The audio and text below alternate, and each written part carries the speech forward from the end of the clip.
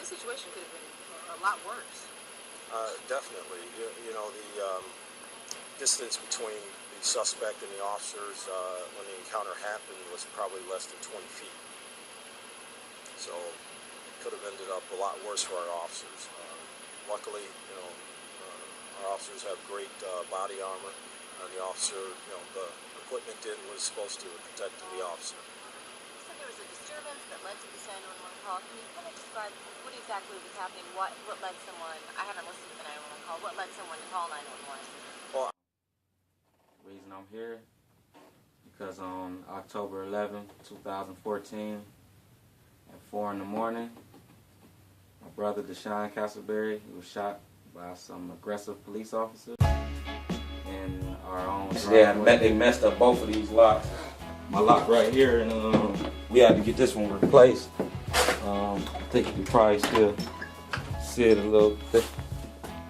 Well, you can't. Well, you can kind of see it's still cracked a little bit. He's you know, 38 years old.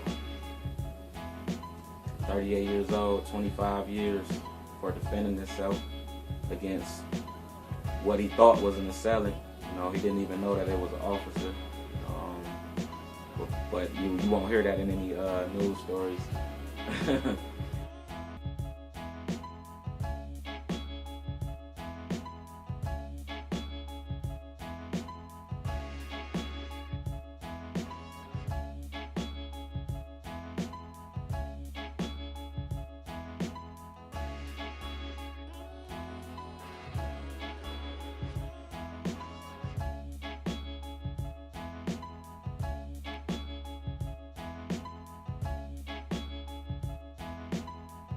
Later, Castleberry was charged with attempted murder on a police officer in Cleveland.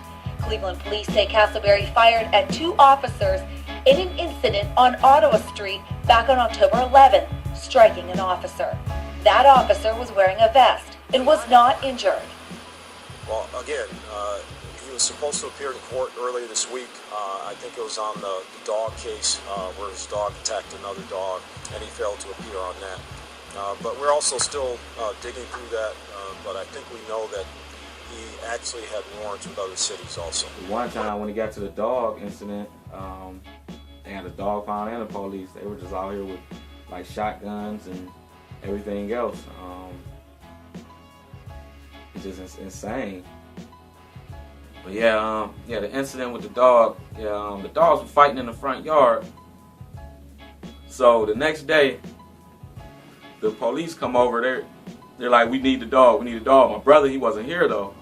Like I'm the only one here, and I believe his girl and his daughter was here.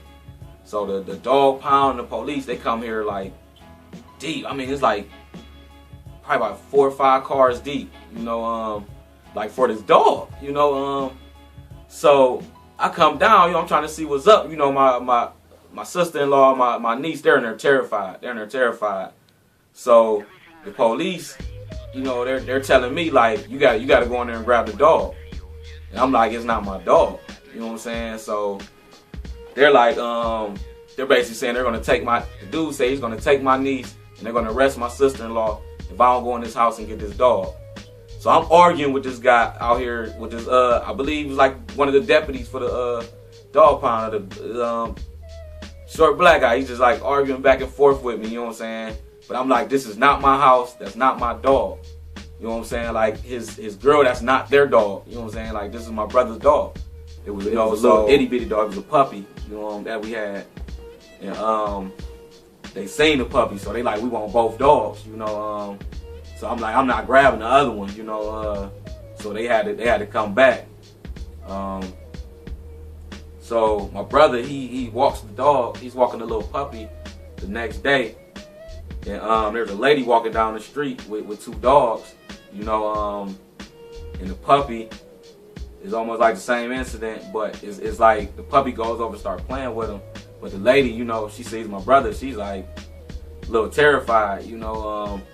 She says the puppy bit her, you know. I'm not gonna take anybody claims or nothing, but it was literally a little puppy that if you talk too loud in the room, the dog will literally pee literally urinate on the floor and run across the floor. I mean, it would literally do that. Like, we could literally not even really handle the dog. Like, it was broke. It was another, like, little rescue dog. You know what I'm saying? It was broke. Like, you could tell, like, you know, somebody was beating that dog, you know. But, you know, she took it to the hill and said, like, she got attacked by the dog, and he's literally broke in the house, you know, to get that dog. Like, I'm sitting up here. All we know is we sitting in here. All you hear is like a tussle in our hallway. So we like, what the hell? You know what I'm saying? Like, and it's the police tussling with the dog in my hallway. You know, the dog like urinating and you know, defecating anywhere. Like, you know what I'm saying? Like, came in here. I'm like, they came in here without a warrant, like without provocation. They actually came up, like they came up to my level, to my floor where I live, you know, and actually got in a tussle with this dog. No warrant. They wouldn't actually tell me anything. They were being disrespectful. They actually tore up my hallway, like tore up like my baskets, and there was like paint and like all this other stuff down there that they just knocked down, plants and stuff that they broke. It was just like a whole bunch of material out there that they broke, and they just left it. You know, I came out like, is somebody gonna come out and clean it? And the dude just laughed at me and like walked out. You know, kind of yoked that shit. They the freaking lock. Actually, they messed up both of these locks. My lock right here, and we had to get this one replaced. I think you can probably still see it a little bit. Well, you can kind of see it's still cracked a little bit. You know what I'm saying? They you can see they broke in my lock. You can see like all the scratches and all that.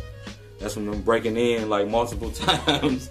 Like we had to fix the door down here because they kept breaking into it, you know, and it wouldn't close no more.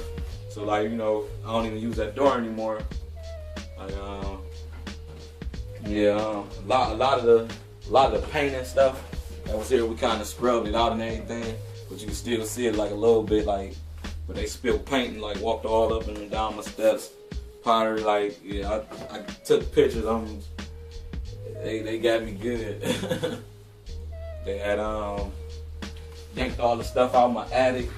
Like, man, it's been rough over here ever since we got here. They kind of look at our house as like the trouble house, because this is the house where, you know, us and my neighbor right next to me, we're kind of like the young black neighbors, you know.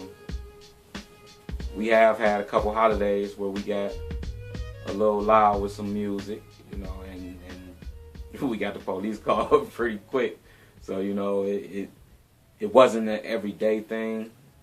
It was a holiday thing, but it brought a lot of attention here, you know, because this street, literally nobody comes out. There's only a few people that talk to each other, and there's just a lot of peeping out of the windows and accusing here. And my brother, he had mental issues. He also had drug issues, you know, and he wouldn't harm anybody, but he would just get in these loud spats. He would just do some stuff that was more irritating than harmful, you know. I don't know if we specifically got it through 911, but I know there was contact made with the officers because they're familiar with the people that live in this neighborhood.